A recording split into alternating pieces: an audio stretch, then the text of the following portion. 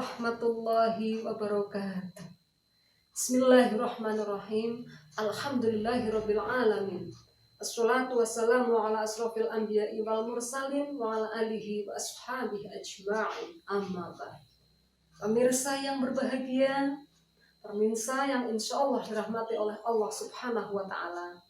Alhamdulillah, puji syukur kita panjatkan kepada Allah Subhanahu wa ta'ala yang selalu memberikan kenikmatan kepada kita semuanya.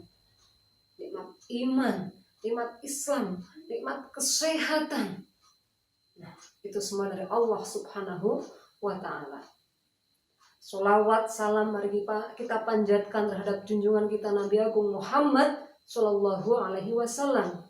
Allahumma sholli ala sayyidina Muhammad wa ala ali sayyidina Muhammad.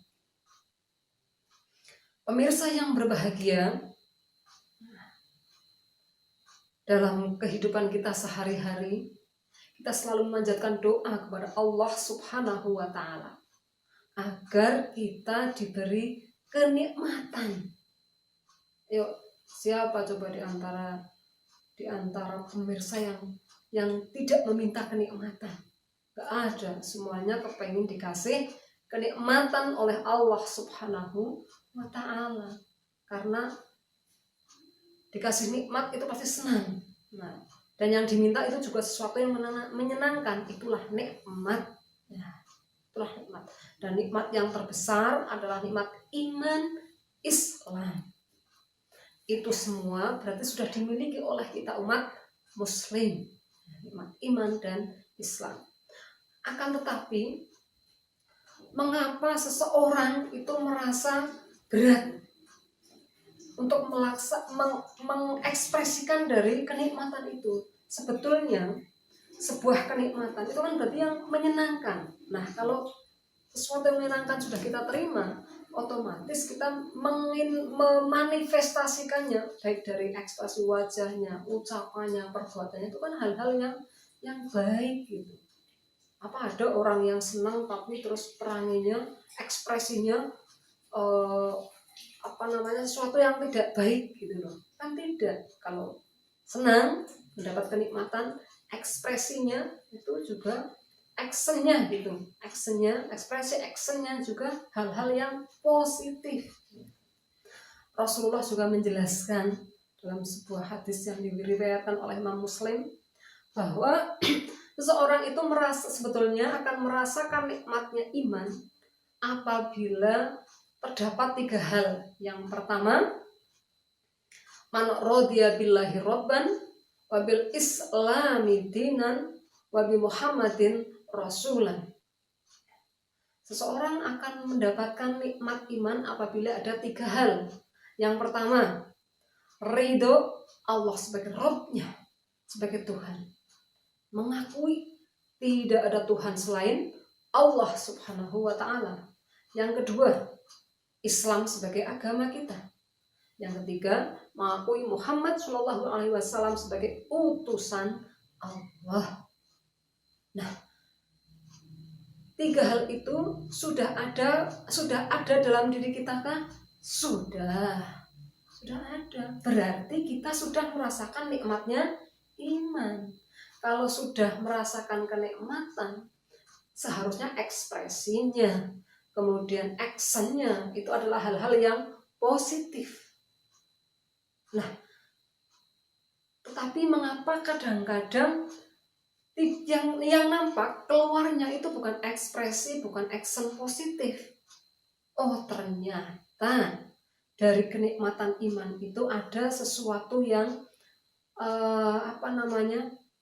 sesuatu yang tidak pas, yang membuat ekspresinya dan actionnya itu bukan hal-hal yang positif, bukan hal-hal yang baik.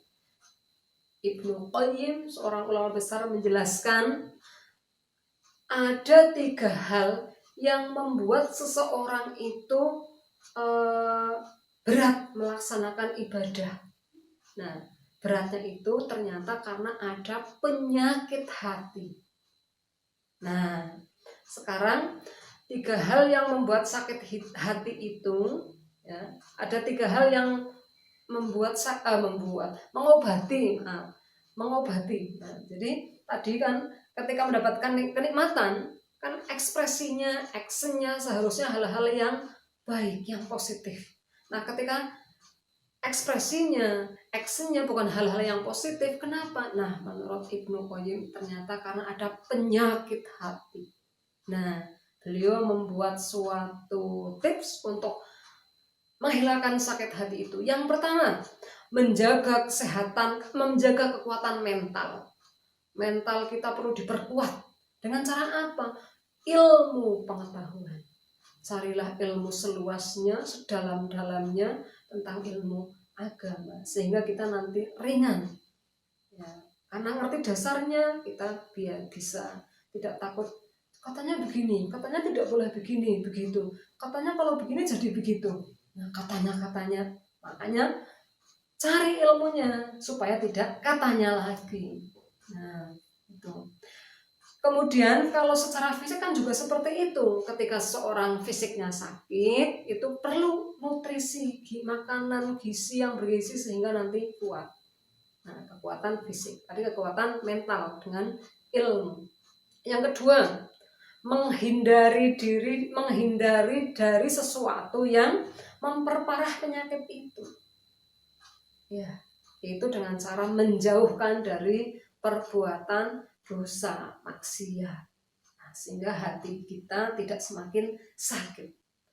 Kalau sakit secara fisik kan juga seperti itu. Kita sudah mengetahui, terdeteksi ada gejala, oh ini kayaknya mau sakit ini deh.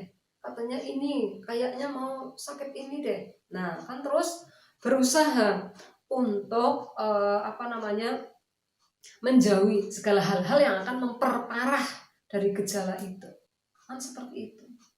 Nah, langkah ketiga supaya sakit penyakit hati itu hilang, supaya penyakit hati itu tidak ada lagi, itu dengan menghilangkan, sekalian menghilangkan penyakitnya.